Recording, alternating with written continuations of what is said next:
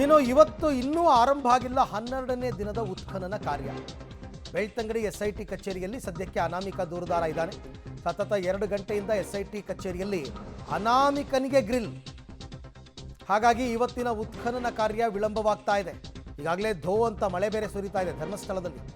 So ಹಾಗಾಗಿ ಒಂದು ಕಡೆ 2 ಗಂಟೆಯಿಂದಲೂ ಕೂಡ ಅನಾಮಿಕನ ವಿಚಾರಣೆ ಆಗ್ತಾ ಇದೆ ಅಂತಕ್ಕಂಥ ಮಾಹಿತಿ. ಯಾಕೆಂದರೆ ಇವತ್ತಿನ ಪ್ಲ್ಯಾನ್ ಏನಾಗಿರಬೇಕು, ಎಲ್ಲಿ ಕರ್ಕೊಂಡು ಹೋಗ್ತಾನೆ, ಯಾವ ಸ್ಥಳವನ್ನು ಆತ ತೋರಿಸ್ತಾನೆ ದೂರುದಾರ, ಮತ್ತು ಅನುಮಾನಗಳೇನಾದರೂ ಇದ್ದರೆ ಆತನ ಮೇಲೆ ಅದನ್ನು ಕೂಡ ಎನ್ಕ್ವೈರಿ ಮಾಡ್ತಾರೆ. ಇಷ್ಟು ದಿನ ನೀನು ತೋರಿಸಿದೆಯಲ್ಲಪ್ಪ, ಎಲ್ಲೂ ಏನೂ ಸಿಕ್ಕಿಲ್ಲ, ಇನ್ನು ಮುಂದಕ್ಕೂ ಹಾಗೆ ಆದರೆ ಏನು ಗತಿ, ಇದೆಲ್ಲ ಕೇಳ್ತಾರೆ. ಈ ಬಗ್ಗೆ ಕೂಡ ಮತ್ತಷ್ಟು ಮಾಹಿತಿ ನನ್ನ ಕೊಲೀಗ್ ಸುಖಪಾಲ್ ಅವರಿಂದ ಪಡ್ಕೊಳ್ಳೋಣ. ಸುಖಪಾಲ್, ಈಗ ವಿಳಂಬ ಆಗೋದಕ್ಕೆ ಉತ್ಖನನ ಕಾರ್ಯ ಈ ದೂರುದಾರನ ವಿಚಾರಣೆ ನಡೀತಾ ಇರೋದೇನಾ ಕಾರಣ ಅಂತನ್ಬಿಟ್ಟು?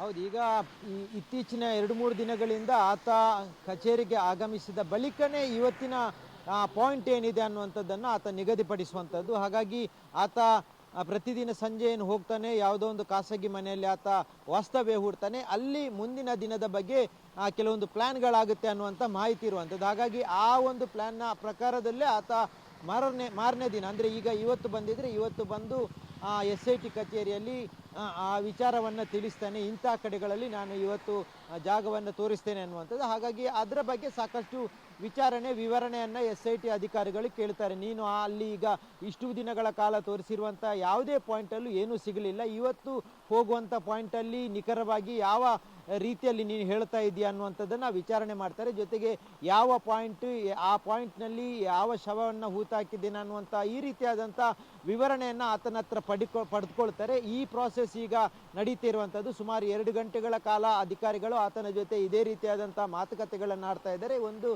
ಒಂದು ಹಂತಕ್ಕೆ ಬಂದ ನಂತರ ಅದು ಹೌದು, ಇವನು ಹೇಳ್ತಾ ಇರುವಂಥದ್ದು ಸರಿ ಇದೆ ಅನ್ನುವಂಥದ್ದು ಒಂದು ಹಂತಕ್ಕೆ ಬಂದ ಬಳಿಕ SIT ಅಧಿಕಾರಿಗಳು ಆತನನ್ನು ಕರ್ಕೊಂಡು ಈ ಪ್ರದೇಶ, ಆತ ಎಲ್ಲಿ ತೋರಿಸ್ತಾನೆ ಆ ಪ್ರದೇಶಕ್ಕೆ ಬರ್ತಾ ಇರುವಂಥದ್ದು. ಈಗ ನಿರಂತರವಾಗಿ ಈ ಸ್ಥಳದಲ್ಲಿ ಮೊನ್ನೆಯಿಂದ ಉತ್ಖನನ ಕೆಲಸಗಳಾಗ್ತಾ ಇರುವಂಥದ್ದು. ಈತ ತೋರಿಸಿರುವಂಥ ಇನ್ನು ಕಲ್ಲೇರಿ ಏನಿದೆ ಇದಕ್ಕಿಂತ ಸ್ವಲ್ಪ ಮುಂದಿನ ಭಾಗದಲ್ಲಿರುವಂಥದ್ದು ಎಲ್ಲವೂ ಅರಣ್ಯ ಪ್ರದೇಶಗಳಾಗಿರುವಂಥದ್ದು. ಇವತ್ತು ಸದ್ಯ ಭಾಳಷ್ಟು ದೊಡ್ಡ ಪ್ರಮಾಣದ ಮಳೆ ಆಗ್ತಾ ಇದೆ, ನಿರಂತರ ಮಳೆ ಸುರಿತಾ ಇದೆ. ಹೀಗಾಗಿ ಈ ಮಳೆ ಕಂಪ್ಲೀಟ್ ಆಗಿ ಸ್ಟಾಪ್ ಆದ ಬಳಿಕನೇ ಅಲ್ಲಿಂದ SIT ಕಚೇರಿಯಿಂದ ತೆರಳುತ್ತಾರಾ ಅಥವಾ ಈ ಮಳೆಯನ್ನು ಲೆಕ್ಕಿಸದೆ ಉತ್ಖನನ ಕಾರ್ಯವನ್ನು ಮುಂದುವರಿಸ್ತಾರ ಅನ್ನುವಂಥದ್ದು ಇನ್ನೂ ಸ್ಪಷ್ಟವಾಗಿಲ್ಲ.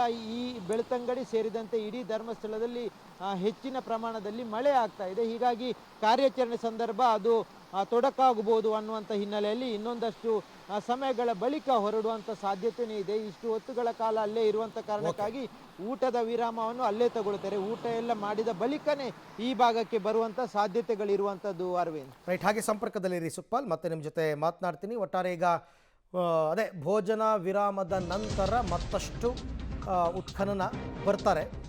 ಹಲವು ವೈದ್ಯರಿಗೆ ಶಾಕ್ ಈಗ ಈ ಪ್ರಕರಣದಲ್ಲಿ. UDR ಕೇಸ್ಗಳ ಮರಣೋತ್ತರ ವರದಿ ಬಗ್ಗೆ ಮಾಹಿತಿಗಾಗಿ ವೈದ್ಯರಿಗೆ ನೋಟಿಸ್ ನೀಡತಕ್ಕಂಥ ಸಾಧ್ಯತೆ. 95ರಿಂದ 2014ರವರೆಗಿನ ಪ್ರಕರಣಗಳ ತನಿಖೆಯನ್ನು ಆರಂಭ ಮಾಡಿದ್ದಾರೆ. ಅಲ್ಲಿ ನಡೆದಂತಹ ಕೊಲೆ, ಅನಾಥ ಶವಗಳ ಸಂಸ್ಕಾರ, ಎಲ್ಲ ಕೇಸ್ಗಳ ಮರಣೋತ್ತರ ಪರೀಕ್ಷೆಯ ವರದಿ ಅದನ್ನು ಅಧ್ಯಯನ ಮಾಡ್ತಾರಂತೆ ಅವರು. ಸೊ ಪ್ಯಾರಲಲ್ ಆಗಿ ನೋಡಿ, ಒಂದು ಕಡೆ ಉತ್ಖನನ ನಡೀತಾ ಇದೆ, ಪ್ಯಾರಲಲ್ ಆಗಿ ಇನ್ನೊಂದು ಕಡೆ 94ರಿಂದ 2014 ತನಕ ಅಸಹಜ ಸಾವು, UDR ಕೇಸು, ಆ ಸಂದರ್ಭದಲ್ಲಿ ಅಲ್ಲಿ ನಡೆದಿರ್ತಕ್ಕಂಥ ಮರಣೋತ್ತರ ಪರೀಕ್ಷೆಗಳು, ಅದೆಲ್ಲದರ ಬಗ್ಗೆ ಈಗ ವಿವರವನ್ನು, ವರದಿಯನ್ನು SIT ಅವರು ಕೇಳಿದ್ದಾರೆ. ಅದನ್ನು ಸ್ಟಡಿ ಮಾಡ್ತಾರೆ. ಇಲ್ಲೇನಾದರೂ ಉತ್ಖನನ ಸಂದರ್ಭದಲ್ಲಿ ಪೋಸ್ಟ್ಮಾರ್ಟಮ್ ಆಗಿರುವ ಬಾಡಿಗಳು ಸಿಕ್ಕಾದರೆ ಕೆಲವು ಇನ್ಫಾರ್ಮೇಷನ್ಸ್ ಮ್ಯಾಚ್ ಆಗುತ್ತಾ ಇಲ್ವಾ ಅಂತಕ್ಕಂಥದ್ದನ್ನು ಪತ್ತೆ ಹಚ್ಚುವಂತಹ ವಿಧಾನ.